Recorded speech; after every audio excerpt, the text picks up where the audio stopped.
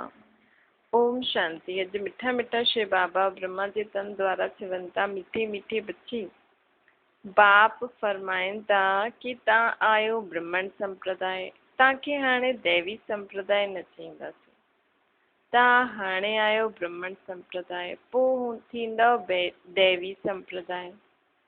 ये जो रामायण आहे अॼु दशहरे ते जीअं हिन रामायण खे पूरो थियणो आहे, जंहिं ॾींहुं दशहरो कंदा आहियूं उन ॾींहुं रामायण पूरो थी वेंदो आहे, तॾहिं राम रावण खे जलाईंदो आहे, मारंदो आहे। परंतु पूरो थींदो त न आहे। अगरि रावण मरंदो आहे त रामायण जी कथा पूरी थियणी खपे न, परंतु थींदी थोरी आहे। छुटकारो थींदो आहे महाभारत सां। हाणे इहे बि सम्झण जी ॻाल्हियूं आहिनि, रामायण छा आहे ऐं महाभारत छा आहे। दुनिया त हिन ॻाल्हियुनि खे ॼाणदी न आहे। रामायण ऐं महाभारत जो कनेक्शन आहे, पर रामायण ख़तम थी थिए, लेकिन रावण कॾहिं मरंदो जॾहिं महाभारत थींदी। महाभारत लड़ाई सां रावण राज्य ख़तम थींदो आहे। पोइ इहो दशहरो आदि मनाइण जो त आहे ई न। गीता अथवा महाभारत बि आहे रावण राज्य खे ख़तम करण लाइ। हाणे त टाइम आहे, तयारी बि थिए थी। हाणे महाभारत जो समय बि हले थो, बाबा असांखे सचो गीता ज्ञान बि ॿुधाए थो, ऐं महाभारत जी तयारी बि थी वयूं आहिनि। असां परमात्मा खे यादि करे घर घर में जेका लड़ाई झगड़ा आहिनि उन्हनि खे ख़तम था करूं। अर्थात रामायण जो पाठ पूरो थो थिए, हाणे गीता ज्ञान था वठूं, पोइ अंत में सॼो रावण पूरी दुनिया मां ख़तम थी वेंदो। अर्थात महाभारत जो युद्ध थींदो त सभिनि हंधा रावण जली वेंदो, ख़तम थी वेंदो। पूरी दुनिया में जेको बि रावण राज्य आहे उहो सभु ख़तम थी वेंदो न। त बाबा चवनि था जंहिं ॿार मुंहिंजो ज्ञान वरितो आहे उन्हनि जे जीवन में त हाणे रामायण ख़तम थी वई न। हाणे असां गीता ज्ञान था ॿुधूं, पोइ गीता ज्ञान ॿुधंदे ॿुधंदे जॾहिं तयारु थी वेंदासीं त असांजे लाइ नई दुनिया खपे। त हिन दुनिया खे विनाश करण लाइ महाभारत जी लड़ाई थींदी। पोइ पूरी दुनिया में रावण जो राज्य ख़तम थी वेंदो। पोइ मेलो लॻंदो कहिड़ो, सभी आत्मायूं परमात्मा सां मिलंदियूं। त बाबा चवनि था इहो जो भक्ति मार्ग में ॾेखारींदा आहिनि, रावण खां पोइ मेलो लॻंदो आहे दशहरो। हुनजो अर्थ आहे जॾहिं पूरी दुनिया में रावण राज्य ख़तम थी वेंदो, जॾहिं सभु ख़तम थी वेंदो, सभु निराकार आत्मायूं परमात्मा सां मिलंदियूं, उहो मेलो लॻंदो। त हुनजे बदिले माण्हू उहो स्थूल मेलो लॻाईंदा आहिनि। बाबा चवनि था अञा त टाइम आहे, तयारी थिए थी। उहा आहे हिंसक, तव्हांजी आहे अहिंसक। तव्हांजी गीता आहे, तव्हां गीता जो ज्ञान ॿुधो था न, हुन सां छा थींदो, रावण राज्य ख़तम थी वेंदो। उहो भल रावण खे मारंदा आहिनि, परंतु राम राज्य त न ईंदो आहे न। हाणे असांजो त महाभारत लड़ाई लॻंदी, सची सची दशहरो मल्हाईंदासीं, उन खां पोइ त राम जो राज्य अची वेंदो। हाणे रामायण ऐं महाभारत आहे न, घर घर में रामायण थी हले ऐं दुनिया में महाभारत जो युद्ध थो हले, ऐं असां छा था करूं, गीता ज्ञान था ॿुधूं। त महाभारत आहे रावण खे ख़तम करण लाइ, अर्थात रावण राज्य खे पूरी दुनिया मां ख़तम करण लाइ।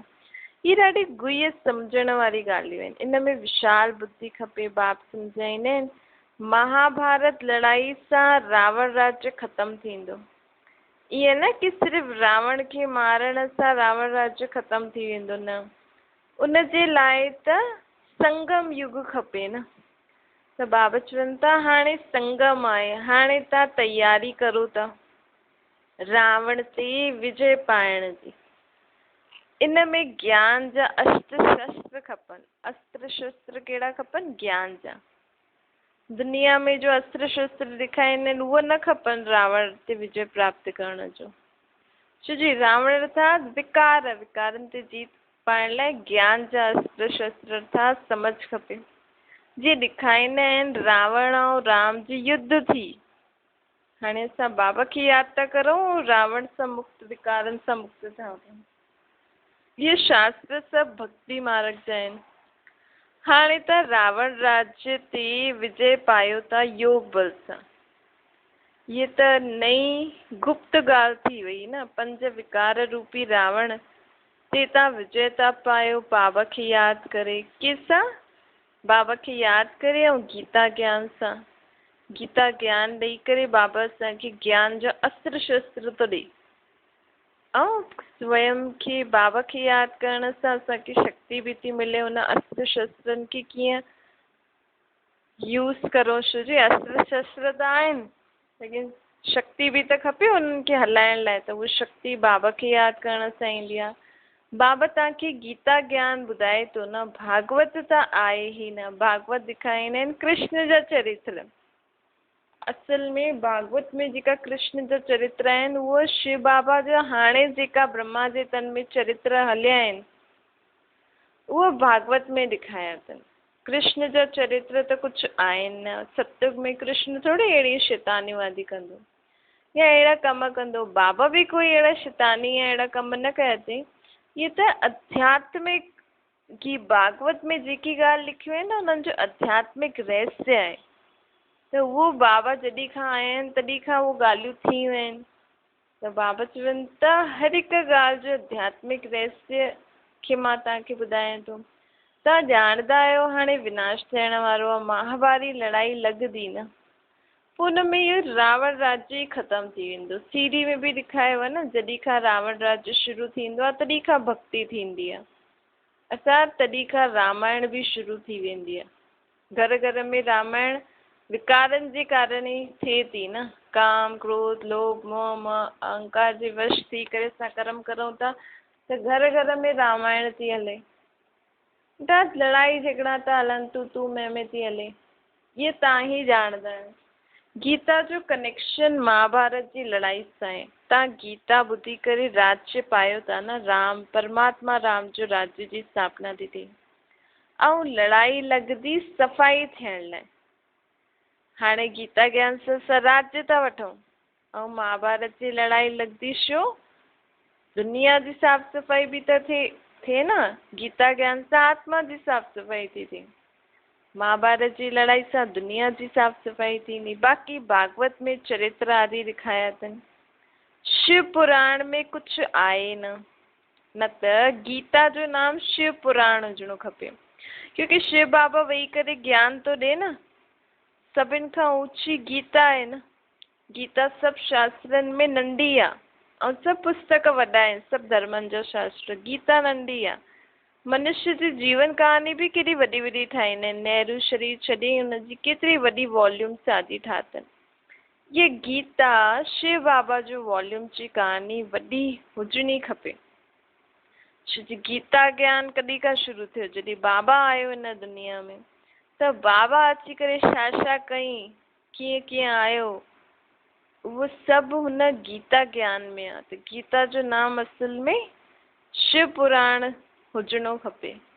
शिव बाबा जो वॉल्यूम जी केतिरी ऐं वॾी हुजणी खपे। छो जी शिव बाबा त एॾो कमु करे त हुनजी गीता जो बि वॾो पुस्तक हुजणो खपे न। परंतु गीता नंढी ठाही अथनि। छो जी बाप त हिकु ई ॻाल्हि ॿुधाईंदा आहिनि न कि मूंखे यादि करो त तव्हांजा विक्रम विनाश थी वेंदा। ॾिसो बाबा जी ज्ञान जो मूल सार ई आहे कि मूंखे यादि करो ऐं पंहिंजे पाण खे आत्मा सम्झी करे मूंखे निराकार रूप में यादि करो ऐं विक्रम खे विनाश करो, चक्कर खे यादि करो, दैवी गुणनि जी धारणा करो। इन ई ॻाल्हियुनि खे बाबा अलॻि अलॻि तरीक़े सां असांखे रोज़ु ॿुधाए थो। त सार त इहो ई आहे न, बाबा खे यादि करो, चक्कर खे घुमायो त राज्य चक्कर घुमाईंदो त तव्हांखे तव्हांजा जन्म जन्मांतर जा पाप भस्म थी वेंदा। तव्हांखे सतयुगी राज्य मिली वेंदो। गीता इन करे नंढी ठाती अथनि, लेकिन माण्हुनि खे न पतो आहे कि गीता एॾी नंढी छो आहे। ज्ञान त इहो ज्ञान आहे कंठ करण लाइ। तव्हांखे मालूम आहे न गीता जो लॉकेट ठाहींदा आहिनि हुनमें नंढा नंढा अक्षर हूंदा आहिनि। हाणे बाबा बि असांजे गले में लॉकेट थो पाराए त्रिमूर्ति ऐं राजई जो। बाबा चईंदा आहिनि गीता आहे ई 2 अक्षरनि जी, अलफ ऐं बे। ये गुप्त मंत्र जो लॉकेट मनमना भव मां तव्हांखे पारायो आहे। हाणे तव्हां स्वयं खे आत्मा सम्झो, मूंखे यादि करो त तव्हांजा विक्रम विनाश थी वेंदव, राजे पद प्राप्त कंदव। तव्हांजो कमु ई आहे मूंखे यादि करे विजय पाइण। पोइ तव्हांजे लाइ दुनिया जी साफ़ सफ़ाई बि खपे। जॾहिं आत्मा साफ़ थींदी वेंदी बाबा खे यादि कंदे, पोइ दुनिया जी बि त साफ़ सफ़ाई खपे न। बाबा सम्झाईंदा आहिनि कि तव्हांजे योग बल सां ही रावण राज्य जो विनाश थियणो आहे। रावण राज्य कॾहिं खां शुरू थियो इहे बि माण्हू ॼाणंदा न आहिनि। बाबा कॾहिं आया इहे बि न ॼाणंदा आहियूं। इहो ज्ञान ॾाढो सहज आहे, सेकेंड जी ॻाल्हि आहे। 84 जन्मनि जी सीढ़ी में एतिरा जन्म वरिता, केतिरो सहज आहे न। बाप आहे ज्ञान जो सागर, ज्ञान ॿुधाईंदा ई ईंदा आहिनि। तव्हां जॾहिं मुरली जा कागज़ इकट्ठा करो त ढेर थी वेंदो। बाप डिटेल में सम्झाईंदा आहिनि न। नटशेल में त चईंदा आहिनि अलॻि खे यादि करो बसि। बाक़ी टाइम कंहिंमें लॻंदो आहे? पंहिंजे मथां जो जेका आत्मा जे मथां जो पापनि जो बोझो आहे न, उनखे भस्म करण में टाइम लॻंदो आहे। उहो यादि सां ई उतरंदो, त हिन में महिनत लॻंदी आहे। पर बाबा चाहे त उहो बि हाणे भस्म कराए सघंदा आहिनि 1 सेकेंड में। लेकिन बाबा चए थो तव्हां मूंखे यादि करे पंहिंजी महिनत सां भस्म करो। छो जो जेतिरो पंहिंजे पाण खे शुद्ध पवित्र ठाहींदो, पढ़ाई में जी महिनत कंदो, ओतिरो ऊचो पद पाईंदो न। अगरि सभिनि जो बाबा ई करे त सभिनि खे हिकु जहिड़ो पद ॾियणो पए। इन करे बाबा चए थो हिन में महिनत लॻंदी आहे। घड़ी घड़ी भुलिजी वेंदा आहियूं। तव्हां बाबा खे यादि कंदा रहो त कॾहिं विघ्न ई न ईंदा पंहिंजे जीवन में।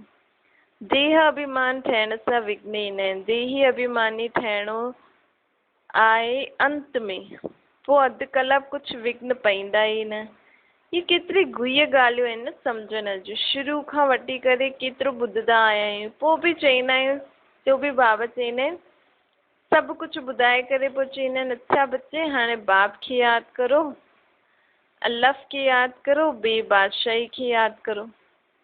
बसि झाड़ जो बि विस्तार आहे। बीज त नंढे खां नंढो हूंदो आहे, झाड़ केतिरो वॾो हूंदो आहे न। अॼु दशहरो आहे। हाणे बाबा सम्झाइनि त रामायण जो महाभारत सां छा संबंध आहे। रामायण भक्ति मार्ग में आहे। अधु कलाक खां हले थी, गोया हाणे रावण राज्य थो हले। पोइ महाभारत ईंदी त रावण राज्य ख़तम थी वेंदो, राम राज्य शुरू थी वेंदो। रामायण ऐं महाभारत में छा फ़र्क़ु आहे? रामायण अर्थात रावण राज्य जी स्थापना। जॾहिं खां रावण जो राज्य शुरू थींदो आहे तॾहिं खां घर घर में रामायण हलंदी रहंदी आहे। ऐं महाभारत सां छा थींदो आहे? परमात्मा राम जो राज्य ईंदो आहे। छो जी महाभारत में रावण राज्य ख़तम थी वेंदो आहे पूरी दुनिया मां, पोइ परमात्मा राम जो राज्य ईंदो। केॾो वॾो फ़र्क़ु आहे न। असां त ईअं ई था पढ़ूं, पर बाबा असांखे हर हिकु ॻाल्हि जो यथार्थ अर्थ थो ॿुधाए। गीता, बाबा चवनि था गीता ॿुधी करे तव्हां विश्व जा मालिक था ठहो। गीता ऐं महाभारत बि आहे न, उन जो बि हाणे समय थो हले। गीता सां असां विश्व जो राज्य था पायूं, महाभारत सां रावण राज्य ख़तम थो थिए। अर्थात गीता ज्ञान सां आत्मा जी सफ़ाई थी थिए ऐं महाभारत सां दुनिया जी साफ़ सफ़ाई थी थिए। रावण राज्य ख़तम थियण वारो आहे न। बाक़ी उन्हनि जो लड़ाई ॾेखारी अथईं उहो रॉन्ग आहे। लड़ाई आहे असांजी हिन 5 विकारनि सां। सभई आत्मायूं हिन 5 विकारनि रूपी रावण जे क़ैद में आहिनि न, दुखी थी वियूं आहिनि। हाणे बाबा सभिनि खे हिननि ते जीत पाराइण आयो आहे। हिन आत्माउनि खे रावण अर्थात 5 विकारनि सां मुक्त करणु आयो आहे। तव्हांखे बाप गीता जा 2 अक्षर ॿुधाईंदा आहिनि, मनमना भव मध्याजी भव। अक्षर ई ॿ आहिनि। ॿार सम्झंदा आहिनि बरोबरु गीता जो एपिसोड हले थो, परंतु कंहिंखे चओ त चईंदा कृष्ण काथे आहे, छोजी उहो त सोचंदा आहिनि न कृष्ण गीता ज्ञान ॿुधाईंदो। त बाबा चवंदा आहिनि बाबा जी सम्झानी ऐं भक्ति मार्ग में शास्त्रनि जी सम्झानी सां जेको सम्झंदा आहे केतिरो फ़र्क़ु आहे न राति ॾींहं जो। ये कोई न ॼाणंदो आहे कि रामायण छा आहे, महाभारत छा आहे। महाभारत लड़ाई खां पोइ ई स्वर्ग जा द्वार खुलंदा आहिनि, परंतु मनुष्य सम्झंदा न आहिनि। इन करे तव्हां परिचय ई बाप जो ॾियो। बाप चए थो मूंखे यादि करो। इहे बाप सॼी दुनिया जे लाइ थो चए, विश्व जी सर्व आत्माउनि खे थो चए हे जीव जी आत्मा स्वयं खे आत्मा सम्झो, मूंखे निराकार रूप में यादि करो। इहे बाप हिकु ई बार अची करे ईअं चईंदो आहे। हिकु गीता खे ई खंडन कयो अथनि। गीता सभिनि भाषाउनि में प्रचार आहे। बाबा चवनि था तव्हांजो राज्य में भाषा ई हिकु हूंदी। सत्युग में हुते कोई शास्त्र पुस्तक आदि न हूंदा, हुते भक्ति मार्ग जी कोई ॻाल्हि ई न हूंदी। भारत जो तैलुक आहे ई रामायण महाभारत ऐं गीता सां। रामायण सां रावण राज्य शुरू थींदो आहे, रावण राज्य शुरू अर्थात रामायण शुरू। महाभारत सां रावण जो राज्य ख़तमु, राम राज्य परमात्मा राम जो राज्य शुरू थी वेंदो आहे। ऐं गीता सां असां राज ई प्राप्त कंदा आहियूं। त बाबा चवनि था टिन्हिनि जो कनेक्शन आहे। भॻवान त ॿारनि खे गीता थो ॿुधाए न, तव्हां हिन सां स्वर्ग जा मालिक था ठहो। महाभारत लड़ाई ज़रूरु लॻणी आहे, तॾहिं त पतित दुनिया ख़तमु थींदी न, तॾहिं त इहा दुनिया जी साफ़ सफ़ाई थींदी। गीता में गीता ज्ञान सां असां आत्माउनि जी साफ़ सफ़ाई थी थिए, असां आत्मायूं पावन था ठहूं। पतित पावन भॻवान ईंदो ई अंत में आहे। चईंदो आहे काम मां शत्रु आहे हिन ते जीत पायो। काम विकार सां कॾहिं हार न खाइणी आहे। इन विकार जे कारण तव्हां ॾाढा दुख ॾिठा अथव। हाणे इन विकारनि खे छॾो। बाबा चए थो हिन सां तव्हांजे जीवन में ॾाढो नुक़सानु थो थिए। विकारनि जे पिछाड़ी वॾा वॾा नामी ग्रामी मिनिस्टर आदि बि पंहिंजो नाम बदनाम करे छॾींदा आहिनि। काम जे पिछाड़ी ॾाढा ख़राब थी वेंदा आहिनि। इन करे बाप सम्झाए थो बाबा वटि त जवान जवान ॿार बि ईंदा आहिनि। इहे ॾाढा आहिनि जो ब्रह्मचारी बि रहंदा आहिनि, सॼी आयु शादी न कंदा आहिनि। फीमेल्स बि हूंदी आहिनि, नंस कॾहिं विकार में न वेंदियूं आहिनि। अहिड़ी फीमेल्स बि हूंदियूं आहिनि जो विकार में न वेंदियूं आहिनि, शादी न कंदियूं आहिनि नंस। परंतु इन सां कुझु प्राप्ति थोरी आहे भई असां पवित्र रहूं, शादी नथा करूं। लेकिन असां हिते बाबा असांखे चए थो पवित्र रहो, असांजे बाबा जे चइण सां असां पवित्र था रहूं त हिन सां प्राप्ति केॾी ऊची आहे। असां स्वर्ग जा मालिक था ठहूं, विश्व मां राजा विश्व मां रानी था ठहूं। त हिन बाबा जे चइण सां असांखे प्राप्ति ॾाढी आहे। बाबा चए थो जन्म जन्मांतर जा पापनि जा बोझ तव्हां मुक्त था थियो, उन्हनि सां मुक्त था थियो, मूंखे यादि करे पवित्र रही। उहो जॾहिं कटंदा तॾहिं तव्हां स्वर्ग में हली सघंदव, न त अंत में सजा खाई करे स्वर्ग में हली सघंदव। ख़ुशी ख़ुशी सां पास विद ऑनर्स ठही करे स्वर्ग में हलणो अथव त मूंखे यादि करो।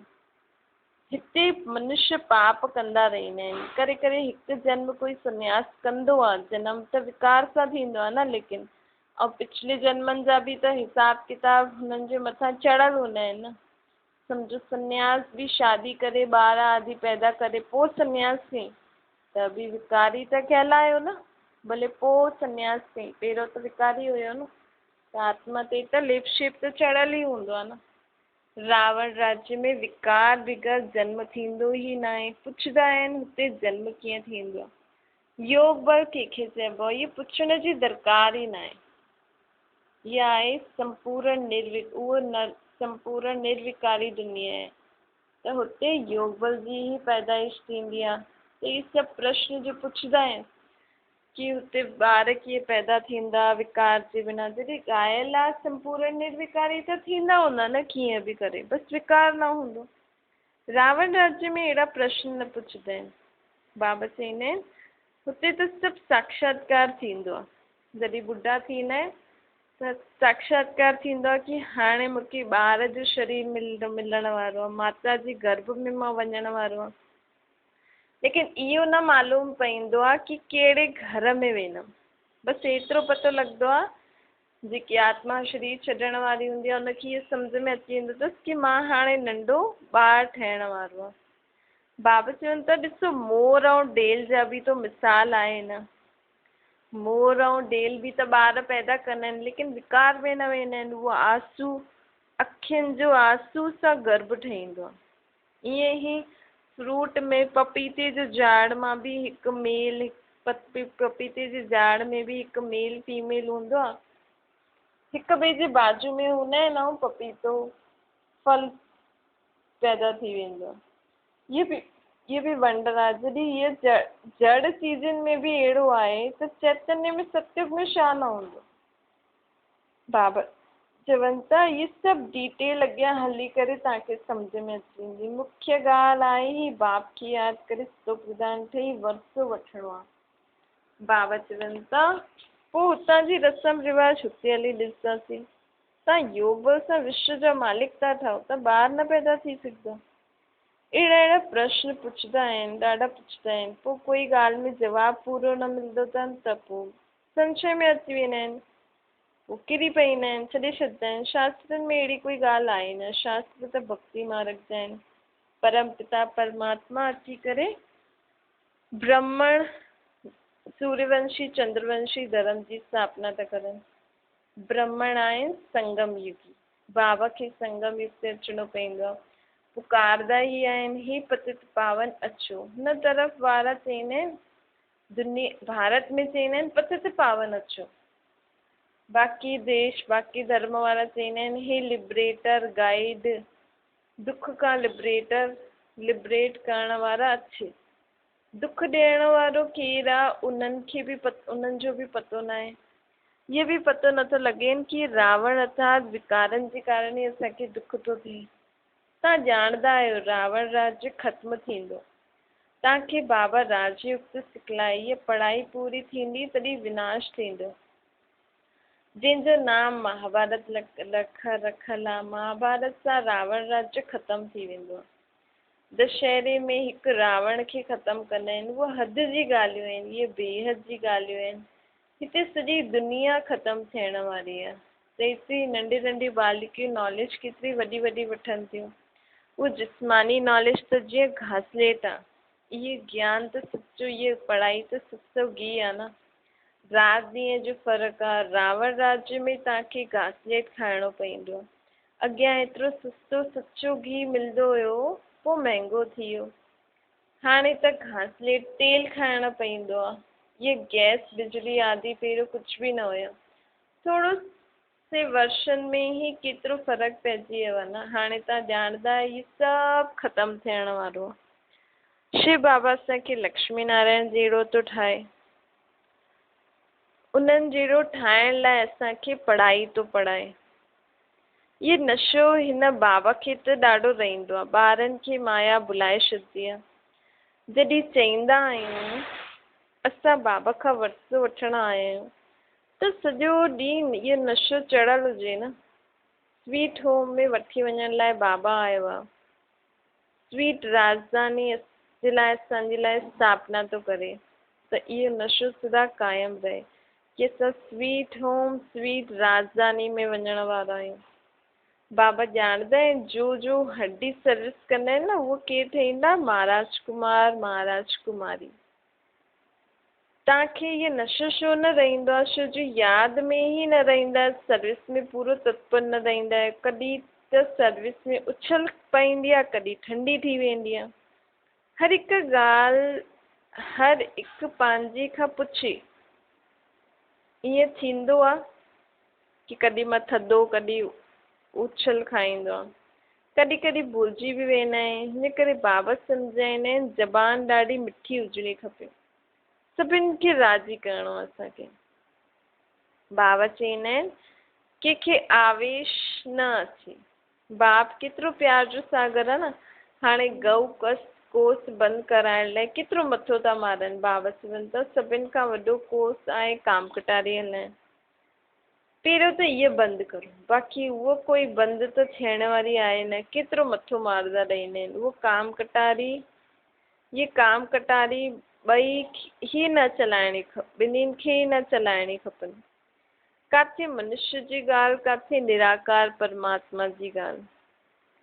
त काम विकार ते जीतदाओ, उहो ही पवित्र दुनिया जा मालिक ठहींदा। अच्छा, ओम शांति। वरदान आहे सेवा जी लग्न द्वारा लौकिक खे अलौकिक प्रवृत्ति में परिवर्तन करण वारा निरंतर सेवाधारी ठहो। सेवाधारी जो कर्तव्य आहे निरंतर सेवा में रहण, चाहे मनसा सेवा, बाबा चवनि था चाहे मनसा सेवा करो वाचा कर्मणा। सेवाधारी कॾहिं बि सेवा खे पाण खां अलॻि न सम्झंदा आहिनि। जिनजी बुद्धि में सदा सेवा जी लग्न रहंदी आहे, उन्हनि जी लौकिक प्रवृत्ति बदिली करे ईश्वर प्रवृत्ति थी वेंदी आहे। सेवाधारी घर घर, बाबा चवंदा आहिनि सेवाधारी घर खे घर न सम्झंदा आहिनि, सेवा स्थान सम्झी करे हलंदा आहिनि।